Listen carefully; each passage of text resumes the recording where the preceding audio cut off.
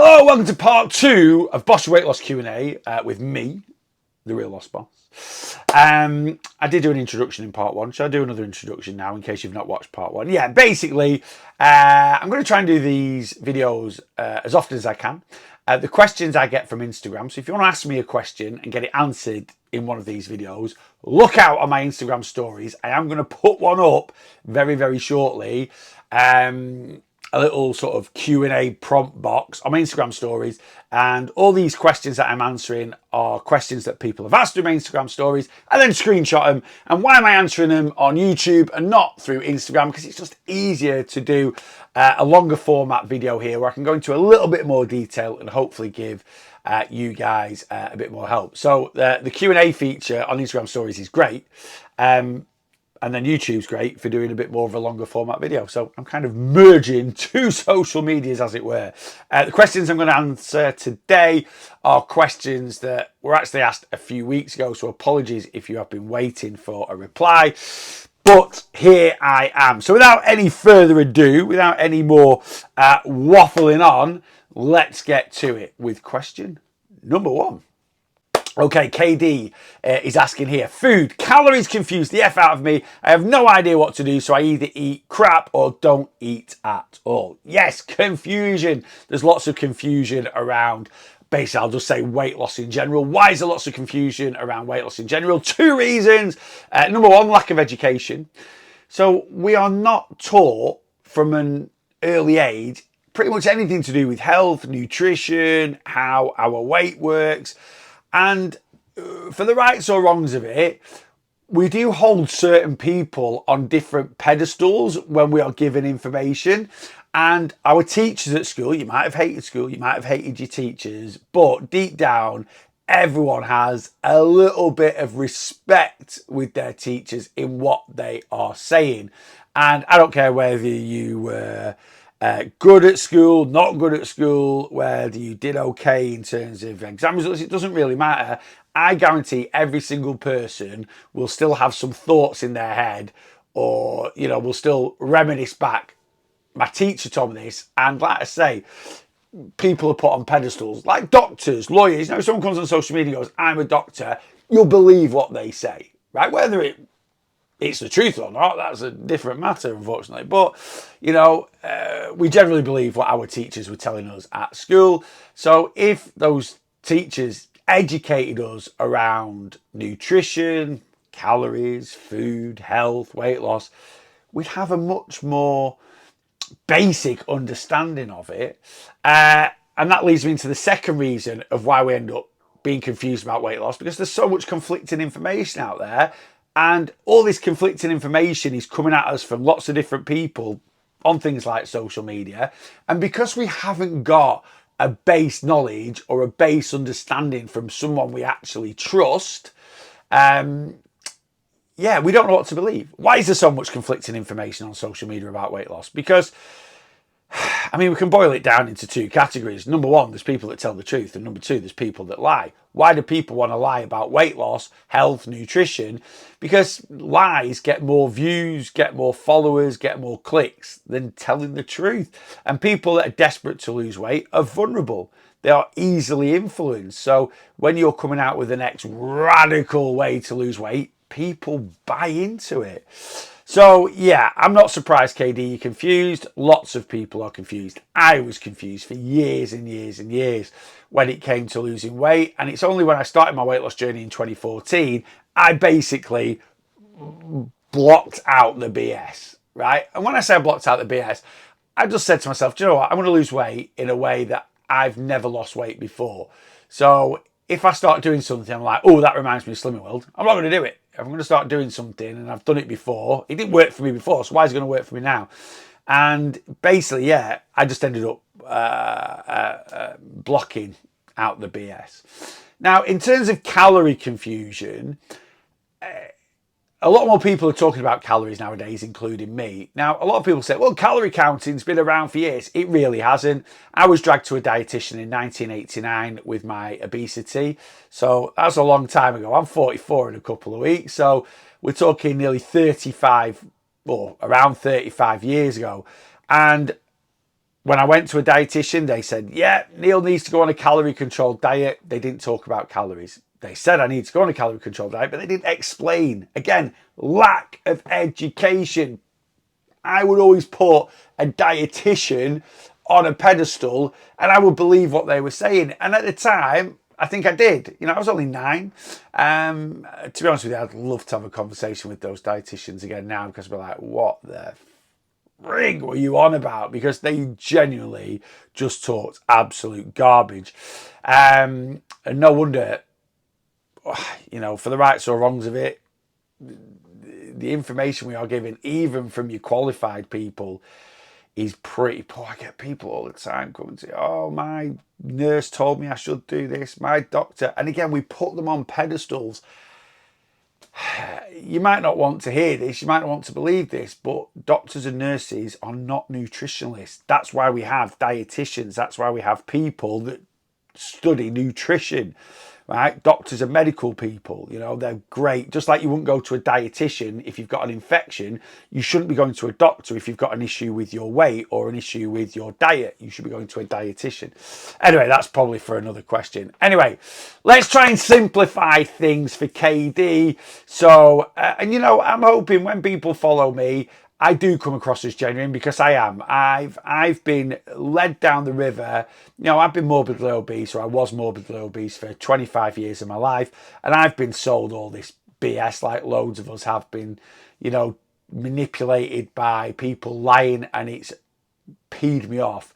So the information I give is to the best of my knowledge, but I will only tell the truth. I will never try and lie to get you to follow me or anything like that. So let's try and simplify things for KD and others out there when it comes to weight loss, when it comes to food, so on and so forth. Okay, first of all, let's talk about calories. So I'll try and sum up. I'll try and give you a calorie 101 in a minute or two.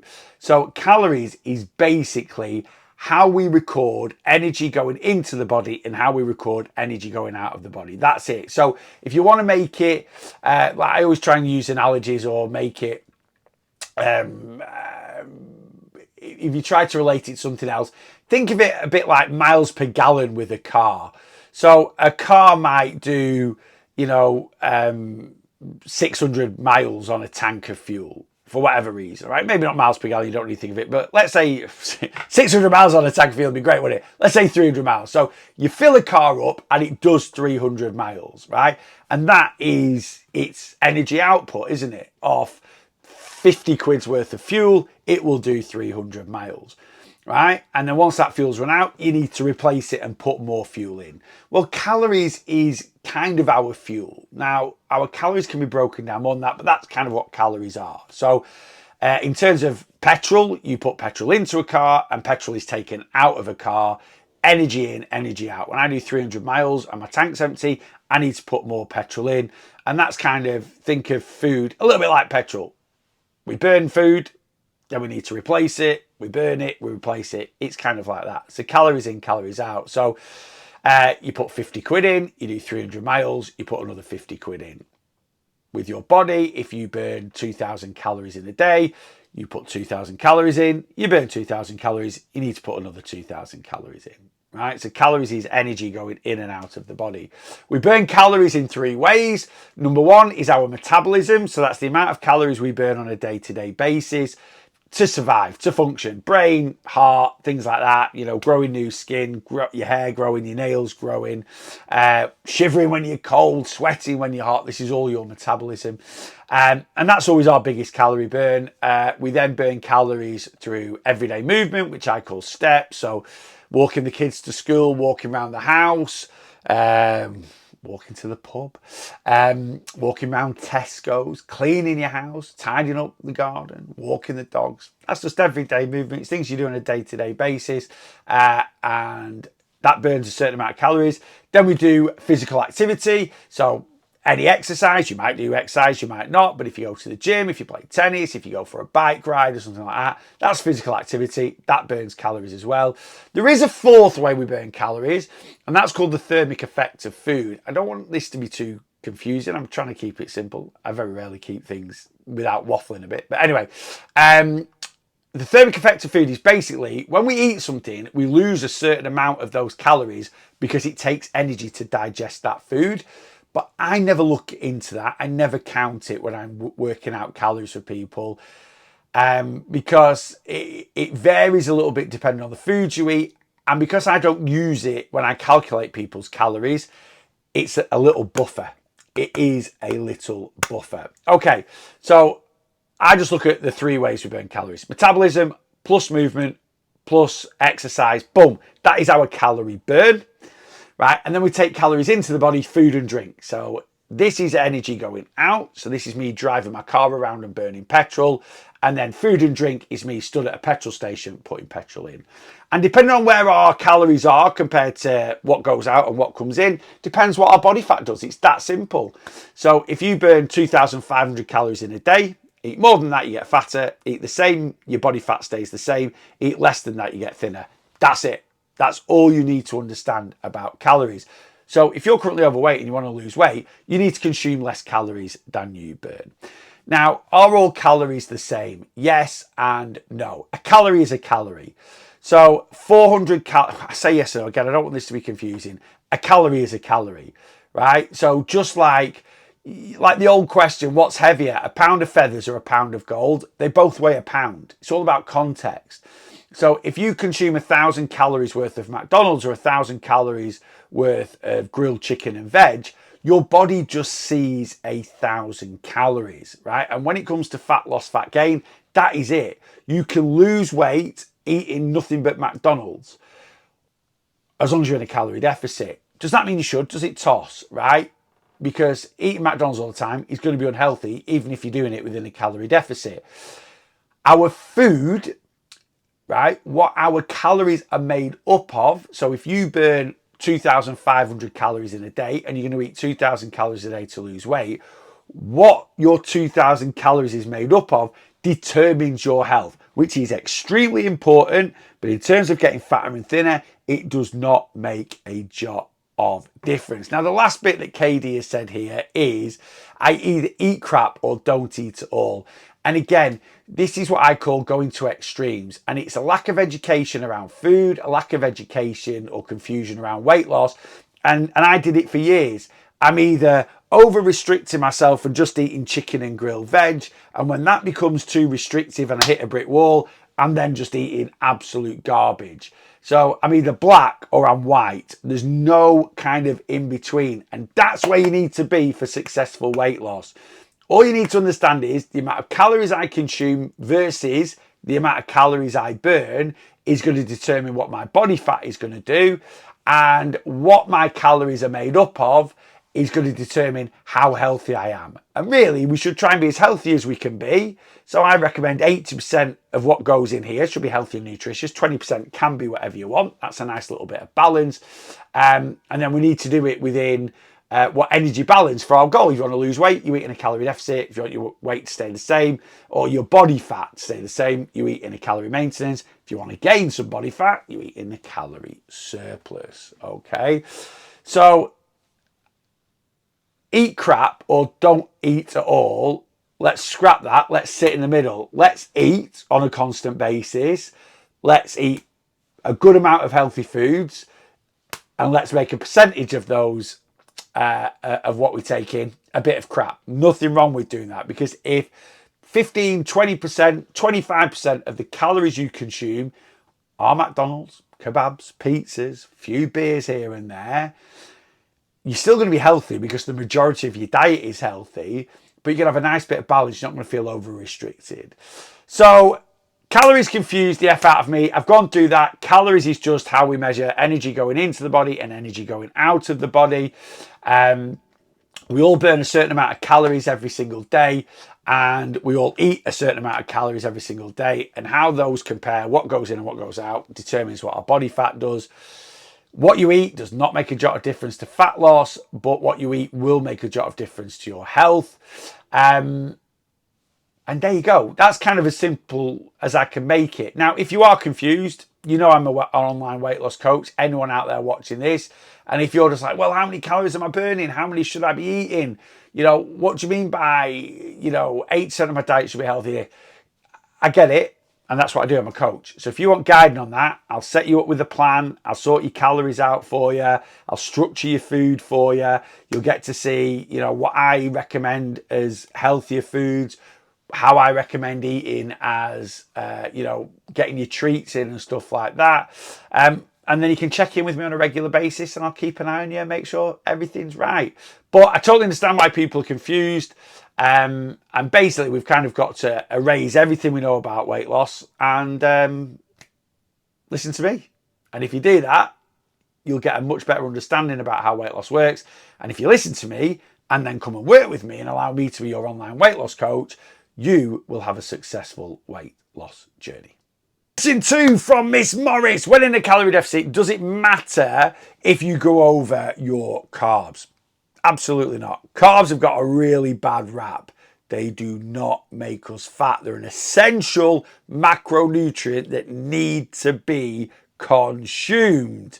Macronutrients. Let's talk about those. So whatever we eat is either made up of proteins, fats, or carbs, or a mix of 2 or 3 of those things. So a chicken breast, for instance, is predominantly protein with a little bit of fat. A bag of crisps is a good amount of carbs, good amount of fat, little bit of protein. Macronutrients do not make a difference, a direct difference to fat loss, to how much fat we lose, how much fat we gain. It is simply down to calories in, calories out. Your diet could be 100% carbs. You could eat nothing but white bread all week within a calorie deficit and you will lose body fat. If you're currently working with someone and they're helping you lose weight and they are making you stick to a macro split, you need to consume so much protein, so much fat, so many carbs. Ask them why they want to make weight loss complicated, because it honestly does not make a direct difference. Now, I'm not saying what we eat might not have an indirect effect, and if you are just going to eat carbohydrates, pure carbs all the time, that is going to make it harder to be consistent to sticking to a calorie deficit. If you can do it, you will consistently lose body fat. But carbohydrates are designed to break down pretty quickly within the body. So white bread that's a simple carb will break down very quick. Wholemeal bread that's more of a complex carb will break down a bit slower. But whether it's a simple or a complex carb, it breaks down pretty fast. And in terms of food that digests quite quickly, it means it's coming out your system out your stomach reasonably quickly. And that means it ain't going to keep you full. That's it. That's the simplicity of it. Protein, the body finds hard to break down. So if our diet is high in protein, we are kept fuller for longer. And if you are fuller for longer, it's just going to make it easier to control your calories. So the way we eat, yes, can have an indirect effect on how consistent we might be sticking to a calorie deficit. And I always recommend my clients to have a high protein and high fiber diet. But, if you're trying to stick to this set macro breakdown and one day you have more carbs, less protein, one day you have more protein, less carbs. Have I said that the same? I have no idea.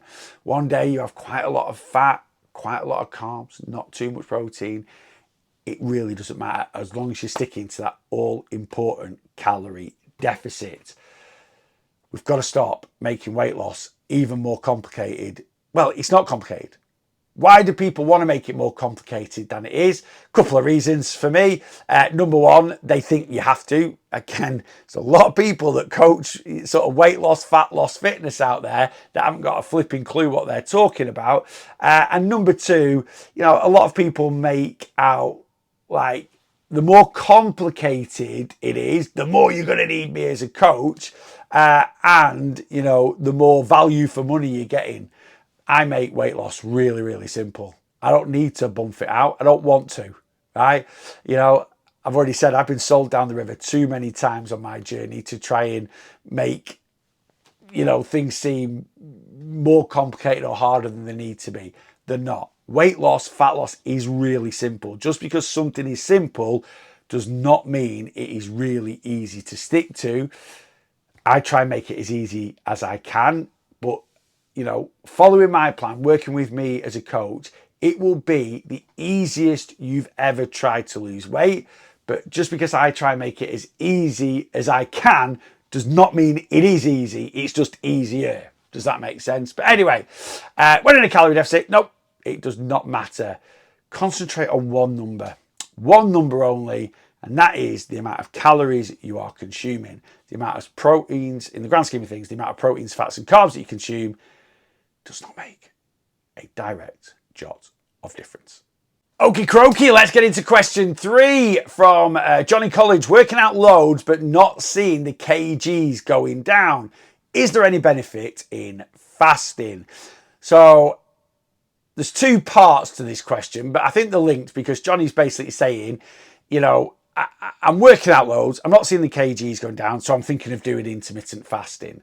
First part, working out loads but not seeing the kgs going down. We have got to stop putting so much emphasis on exercise when it comes to weight loss stroke fat loss.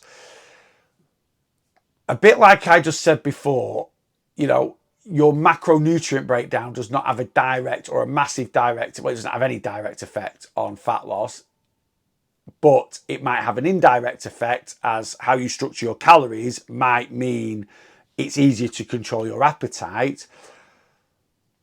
Exercise has very minimal effect on our fat loss. Calories in, calories out. That is what causes fat loss.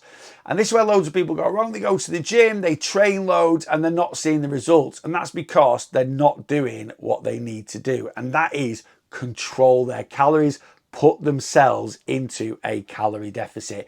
Exercise, yes, it burns some calories. Does the calories burnt go towards your overall calorie burn? Yes, but we don't burn that many calories exercising. I go to the gym 5 times a week. In fact, I've just started instructing spin, so I'm actually going to be training 6 times a week. So with my extra spin class that I'm doing now, my 5-6 sessions a week is probably going to burn 2,000 calories. Now, my watch might say I burn 3, 4, 5,000 calories. They're very optimistic. I'm probably going to burn 2,000 calories. If I divide that by 7, I'm increasing my calorie burn with the amount, and I train a lot, by 250 to 280 calories a day on average. Now, my metabolism is 2,500 calories a day. So I'm flogging my bottom off in a gym 6 days a week, and it's only 10% of my metabolism. And I'm sitting here now, my metabolism's burning all the time. So if you're going to the gym 5 days a week, 4 or 5 days a week, training hard and not seeing the results, it's not because, you know, well, the reason you're not seeing the kgs go down is because you're not in a calorie deficit. Get into a calorie deficit and you'll see whether you exercise or not. Now, when I said there at the beginning about direct, indirect, exercise has a bigger indirect effect on fat loss than a direct effect. The direct effect of exercise is it burns some calories. 2,000 calories is just over. So I burn 2,000 calories training 6 days a week. That is, if we equate that to body fat, that is just over half a pound. That is it. The big indirect effect of exercise on your weight loss journey is exercise improves your physical and mental health. And if those 2 things are tip top, it makes it easier. Just like having a high protein diet makes it easier to stick to a calorie deficit. If your mental and physical health is great, that also makes it easier to stick to a calorie deficit. Good mental health, less emotional eating. Good physical health, you find life easier. When you're fit and healthy, you know, tidying up the house, running around after the kids, going shopping, it's just a breeze. When I was 37 stone, I used to go to the supermarket and it would wipe me out for hours. I was bloody knackered. I used to get back to the car and I'd have to sit in the car for 20 minutes, 25 minutes just to get my breath back before I drove home. Then unloading all the shopping, putting it all away. Again, I was knackered. I had to sit down for hours. Now, you know, I've been shopping today. You know, I've worked this morning, gone to the gym, trained for nearly an hour in the gym, straight over to Asda, gone and done a shop at Asda, come home, put that shopping away, had some lunch, tidied up, recorded this. As soon as I've done this, I'm going to go take the dogs for a walk. And it doesn't impact me whatsoever. I've not been, obviously when I was exercising, I was out of breath a little bit, but it's just part of life. It's just movement. So, should you exercise? Yes, whether you're trying to lose weight or not. And if you are exercising while losing weight, great indirect effect, but unless you're in that all-important calorie deficit. Now, second part to Johnny's question here, is there any benefit in fasting? No. Well, the benefit is having I say no, I'm being a bit, not pedantic, what's the word? So a lot of people think intermittent fasting, it burns loads more fat, it does this, it does that. It really doesn't. All intermittent fasting does is give you a smaller eating window. So if you normally consume calories from 9 a.m. in the morning till 9 p.m. at night time, if you did something like a 16-8 intermittent fast, so you only consume calories from 12 p.m. till 8 p.m., you're probably going to cut out a good bit of late night snacking and you're going to miss your breakfast. That's going to reduce your calorie intake, and there's a chance that is going to put you into a calorie deficit. You're going to be you're going to have more chance of being in a calorie deficit than if you eat 12 hours a day. When calories are matched though, there is no, in terms of fat loss, there is no benefit. So if your calorie allowance is 2,250 calories a day, whether you consume 2,250 calories a day from 8 a.m. in the morning till 10 p.m. at night, or you consume 2,250 calories a day in one meal, which is OMAD fasting, which is one meal a day, fat loss will be exactly the same. And if anyone tries to tell you any different, they are lying to you. So is there a benefit to fasting? Well, yeah, it can be a tool to reduce your calorie intake. The main issue with it is that tool will become unsustainable. So I'm going to do a 16-8 intermittent fast. So I'm only going to eat from 12 p.m. till 8 p.m. Yet in 2 weeks' time, it's your mum's birthday or your auntie's birthday and the table's booked for 7:30. The starter's going to come out 8 o'clock. What you're going to do, sit there just sipping water. Now you might go, well, no, but on that day I'll just eat. That's fine, but that's not intermittent fasting. Intermittent fasting 16-8 is from when you start your journey to hitting your weight loss goal, you only eat between 12 p.m. and 8 p.m. Otherwise, you're not intermittent fasting. You're just doing what we all do, because I don't eat breakfast every day. I don't snack at night time every day, but I don't say I'm intermittent fasting. So is there a benefit? Well, it's a tool that will put you into a calorie deficit, or it's a tool that there's a good chance you'll go into a calorie deficit because you're going to reduce the amount of calories you're going to consume over the day because you've got a smaller eating window. But if calories are matched, so you just track your calories and, some days I eat breakfast, some days I don't. If I'm going out for a meal, I've got, a bit more freedom. Fat loss will be exactly the same. So for me personally, it's a saying I always say, whatever you're doing today to lose weight, if you're not willing to do it for the rest of your life, stop it. It has to be a lifestyle change. And eating, not eating until 12 p.m. and not eating after 8 p.m. for most people isn't a consistent lifestyle change. It's not something that's going to be a permanent new habit in your body. So I don't recommend doing it. Okay, number 4, last one for today is from Calorie 48 PC. I've lost a stone, but can't seem to lose any more. I'm stable, don't put any on or lose. Okay, so I'm going to surmise this scenario. There could be a few different reasons to this, but this is what I'm going to surmise that has happened here. So, Calorie 48 PC has lost a stone in weight. To lose a stone in weight, they have been in a calorie deficit. They have used a method that is unsustainable. I've just talked about intermittent fasting. Could be doing keto, could be eating 1,200 calories a day. At some point in time, 99.9% of fad diets, you will hit a brick wall. When you hit a brick wall, old habits start to creep back in. So to lose a stone in weight, this person has been in a calorie deficit, 50,000 calorie deficit to lose a stone in weight, and they've hit that brick wall because the method that they are using is unsustainable. Now, what a lot of people do is they still think they are doing what they were doing to lose that stone in weight, and then they go, my body's just stopped losing weight. Now, If your weight is maintained for 4 weeks or less, you don't need to look into this. Maintains, plateaus, they happen. I would only ever look into your weight not moving if it's been 4 weeks or more. Now, a bonus, if you've lost a stone and you're maintaining that loss, that's great. A lot of people regress.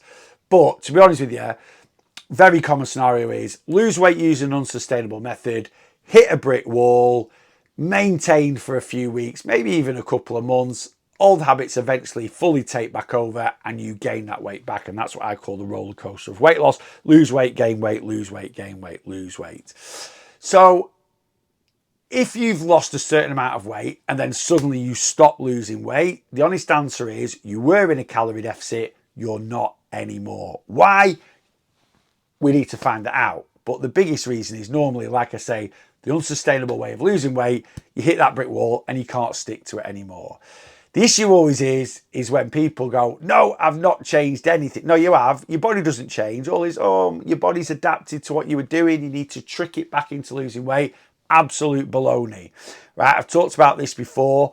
You know, someone that has an under-eating disorder, like unfortunately something like anorexia, does their body, you know, after under-eating calories, being in a calorie deficit, because that's what they are, go, right, let's stop weight. No, they just keep losing and keep losing and keep losing, unfortunately, till they get to a point where they're extremely malnourished, extremely emaciated, very, very poorly. And that's the reality of it. So if you've been losing weight and you're not losing weight anymore, it's just stopped. It's because you've changed what you are doing. And the biggest reason why you change what you are doing is because the method you are using is unsustainable. Whether people like to face it or not, there is only so long we can stick to Slimming World, Weight Watchers, intermittent fasting, ketogenic diet, any crazy shake diet, Cambridge plan, even these new weight loss well, not new, they've been around a good bit now, but you know, now they're available more over the counter with new brands and that coming out. You know, they're only going to have a short shelf life, and you're going to crash and burn on those weight loss methods way before you hit your weight loss goal. So what is the solution? I'll say it all the time, and I know it's really cliche. If you want to have a successful weight loss journey, you need to do things that change your habits for life. Not for a month, not for 2 months, not for 6 months, not for 8 months. Now, I'm not saying you're going to need to lose weight for the rest of your life, right? But these new healthier habits that we're going to build in, better portion control, moving more on a day-to-day basis, better relationship with food, maybe doing a bit of regular exercise, the higher protein diet, that should stay in place. The only thing that should ever change is the amount of calories that are being consumed. So if you've hit a brick wall, have a serious think about the way you've been losing weight and just be honest with yourself and just say to yourself, yeah, that's it. You know, I've lost this stone by eating 1,200 calories a day and it was flipping horrible. I'm dead happy I've lost the stone, but in the grand scheme of things, losing the stone just wasn't worth starving myself. Now I'm not starving myself, but I'm not seeing my results. So yeah, healthy methods. And as I've already said in this Q&A video, if you need help with your weight loss journey, I will show you how to lose weight healthily, sustainably, and all these little bumps that you hit, the brick walls that you hit, I will divert you around them. That's my job as an online weight loss coach, because that's what I did on my journey, which is why I managed to stick to things for so long, lose my weight, and I'm now coming up, I think, 7 years and counting.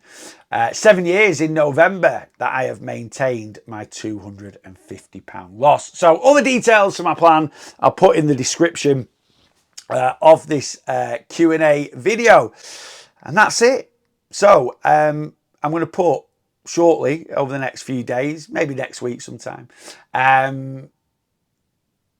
This will be irrelevant if you're watching it in a couple of months' time. But anyway, keep a lookout on my Instagram stories. Make sure you follow me on Instagram. There is a link again in the description to follow me over on IG. And if you want any further questions answering, or you haven't asked any questions you want one answering, look out for the Q&A box. Get the question in, and I will answer it just like I've done here. And until next time, as always, I need you to boss your weight loss.